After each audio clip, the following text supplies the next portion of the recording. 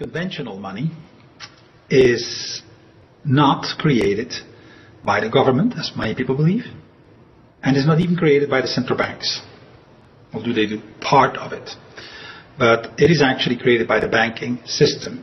People see these films about the U.S. Mint and the government printing office, and they see these sheets of dollar bills being run off the printing presses. And so they think it's the government that's printing money. But this is not the real source of money. The real source of money is banks. The banks have a complete monopoly on the money creation process. So the public are not actually involved in it at all, directly or indirectly. The Federal Reserve is a private institution owned by commercial banks who are members of the Federal Reserve System, which includes all the nationally chartered banks. Most people don't realize that the Federal Reserve is a private corporation and is for profit. And in fact, Federal Reserve, it's neither federal and it's not a reserve. In 1910, a group of top American bankers met on Georgia's Jekyll Island to discuss ways of stabilizing the country's banking system. Congress passed the Federal Reserve Act in 1913, giving this private corporation a monopoly over issuing the nation's money supply. How then did the power to issue something as fundamental as money fall into private hands? Initially, you can think a bank was about storing people's gold. So, come in, you store your gold at the bank, and the banker gives you a gold certificate and says, you have such and such amount of gold in my bank. Now, the basis of the paper money systems was when you could start trading those pieces of paper. Let's say you have some gold that you want to keep safe. You put it in a bank, and the bank gives you a paper receipt you can redeem later for your gold. You can now trade that piece of paper in place of the gold, as long as others are also able to redeem it for your gold. The good name of the bank on the paper note assures people that behind the piece of paper is a piece of gold waiting to be redeemed. Soon, as the people's confidence in the bank grows, rather than cashing in the receipt, the person receiving the paper simply trades it again. The paper may end up being traded many times before being redeemed for the original gold in the bank. And banks discovered that when people started paying each other with claims to the coins in the bank's vault rather than taking the coins out, that the bank didn't really need to keep all the coins in the vault in order to have enough to actually pay people who did come and want the coins. The banker realizes nobody's coming to take the gold. Gold's just sitting there. So instead of just putting out one piece of paper that says, you know, there's such and such amount of gold, you can put out a lot of pieces of paper given the fact that nobody is coming and taking the gold. And you can lend money. And the basis of that loan is the trust that people have that if they want to come and get the gold will be there. Money in the bank is not actually wealth. The only thing that makes that system work is the fact that nobody actually does come to get the gold. Now, if everybody said, you know what, I'm going to go get my gold at the bank. If everybody went and got it, there wouldn't be enough gold for everybody. You often had bank runs and bank panics. When people would have a lack of confidence in a particular bank, they would take those bank notes to the bank and demand their gold and silver. And with fractional reserves, that bank would quickly run out of the reserve metal and have to close its doors. So that's fractional reserve banking. The coins in the vault are a fraction of the claims that could be made for them. The reason the bank did it is because they were making money off of earning interest, off of those loans that were promises that there was gold in the bank. As people's confidence in the bank and its receipts continues to grow, banks soon discover an unexpected way to earn profit. A bank can print a receipt for gold that does not even exist. They can then loan that receipt to someone on the condition that they pay it back with interest. While the bank takes a risk by having less gold than the outstanding receipts, there is an almost unlimited potential to make profit off charging interest on loaning gold it does not even have. If people catch on that there isn't enough gold to redeem their receipts, they will all go to the bank at once to get their gold. If this happens, there will be a bank run. The bank will fail because it is caught without enough gold to back up its receipts. In 1934, in an attempt to prevent further bank failures, a series of banking reforms slowly took away people's ability to trade their paper money in for gold or silver. In 1971, Richard Nixon removed the last vestiges of this convertibility. Today, our money can no longer be redeemed for gold or silver. Now we've gone beyond that to what I think of as an even more postmodern reality, which is we don't even see the money anymore. We don't hold it in our hands. We take a piece of plastic to the supermarket, buy groceries, and run it through a machine which registers it in our account book somewhere. The seller doesn't see it either, right? And at the end of the day, they balance accounts, and some numbers have been added to the supermarkets and taken out of ours account. Most of the assets that we call money are not printed dollar bills. In fact, that currency is a very small proportion of the total amount of money.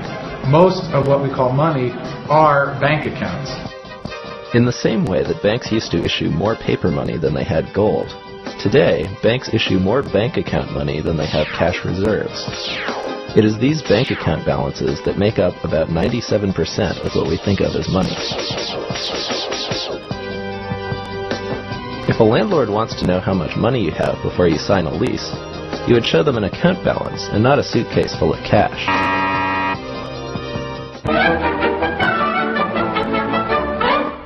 Most economic textbooks never say what money is. They just say what money does. They describe money by its functions.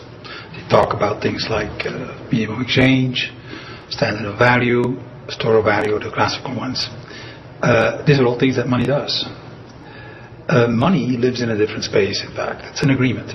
A lot of people think money is something that's tangible, real, and that you can pick up and handle. That actually isn't so. Money is basically an idea, and it's an idea that you owe someone something or someone owes something to you. And that idea can be symbolized by an account, where your account goes up and mine goes down, or vice versa, or it can be symbolized by an exchange of paper currency, or an exchange of coin, whether it's gold, silver, or copper, or whatever. But those are all symbols. It's not actually money.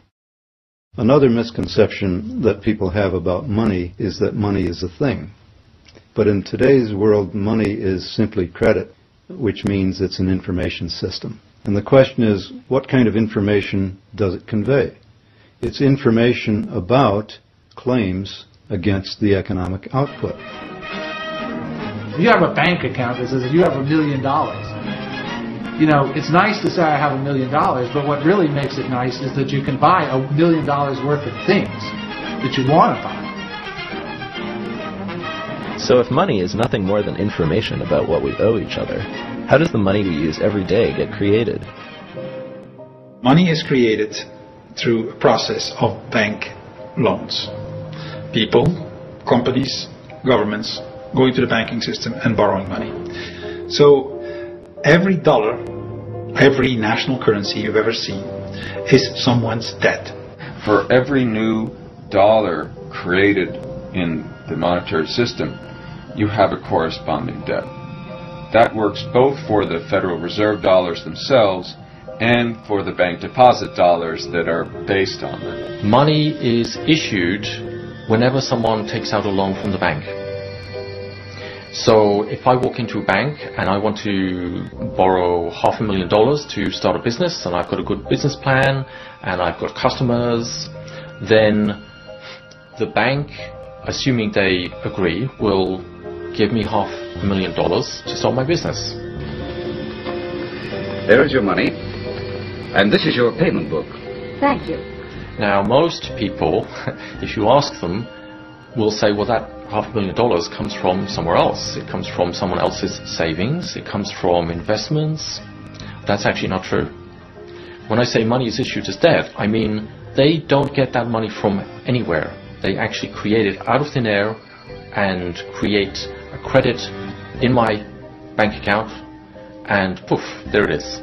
John Kenneth Galbraith, in his book Money, Whence It Came, Where It Went, says this. He says, "The process by which money is created is so simple that the mind is repelled. And it's true. When I tell people how money is created by banks simply by making ledger entries, they just can't believe it. The private banking system literally creates our money out of nothing and loads it into the economy. The only way new money can get into the economy and ultimately your pocket is via a bank loan. This means that every dollar you have ever seen is someone's debt to a bank. The simple fact is, and it's an uncomfortable fact for many people to realize, that if all the debts were repaid, then all the money supply would simply disappear. There would be no money. And that would mean a complete and total collapse of the economy. If everybody were to reimburse their debts, if that were possible, that everybody does reimburse their debts, there wouldn't be any money left. In fact, there's more debt than money available. And the reason is that interest is not created. The catch is that they want more repaid than what they've given me. When you go to a bank and borrow $100,000 to buy a house, they will check whether you are good credit, and then they will decide to create the money, entering it electronically in your account, and say you have to bring back $200,000 in the next 20 years. The $100,000 of the first loan is created. The second one, the interest rate, is not created. So they send you in the world, compete with everybody else to bring in the second $100,000. That's how the money is kept scarce. It is through the competition between the different players for interest that is not created. So there's always less money than is necessary. Okay? And it's done systemically. If you go to a bank and you borrow money into circulation, if the bank decides to approve your loan application, they will make two entries on their books. One is they will take your note, let's say it's a mortgage note, and that will be an asset on the books of the bank, and they will offset that with an equal deposit to your account, which is a liability on the books of the bank. So the money creation process is as simple as that. But the bank does not create the interest that you're going to have to pay year by year by year until this mortgage loan matures. So where does that interest come from? Where does the interest come from? I have to find that. Well, it has to come from some other loan that was made to someone else. So you have this inherent deficiency in the money supply. Not everyone can repay what they owe to the banks. At any given time, there is more owed to the banks than exists in circulation. Which means, inevitably, someone is going to lose the game. Someone is going to go bankrupt, and that has nothing whatsoever to do with the quality of the goods and services or the efficiency of the business. Nothing at all. Everybody in the economy is vying with everyone else to avoid defaulting on their loans to the banks. And the only way they can do that is by competing with one another for an inadequate supply. So it's like a game of musical chairs. It assures that there must be some losers, regardless of how competent they are in conducting their business. The money we get when we receive a loan is called principal. Our debt, however, is not discharged when we repay the principal. Bank loans are all made on the condition that people pay both the principal and the interest the bank charges. However, money can only be issued as principal.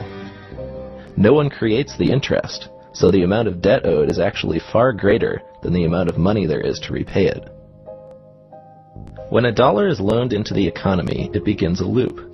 Joe the farmer gets a loan from the bank and pays Tom for fixing his tractor. Tom pays Jane for bread at the local bakery, and Jane in turn buys the wheat from Joe, who can now repay the loan. The problem is, Joe owes the bank interest on top of the principal. In order to avoid losing his property to the bank, Joe must go find other money, making its own loop in the economy. He can now repay his loan with the interest, but the people in that loop are left without their money. They still need money to facilitate their exchanges, and to repay the loan that issued the money they had been using. The only place they can get it is from other such debt loops. Since all money has an interest price tag attached, there will never be enough money to repay all the debt owed to banks.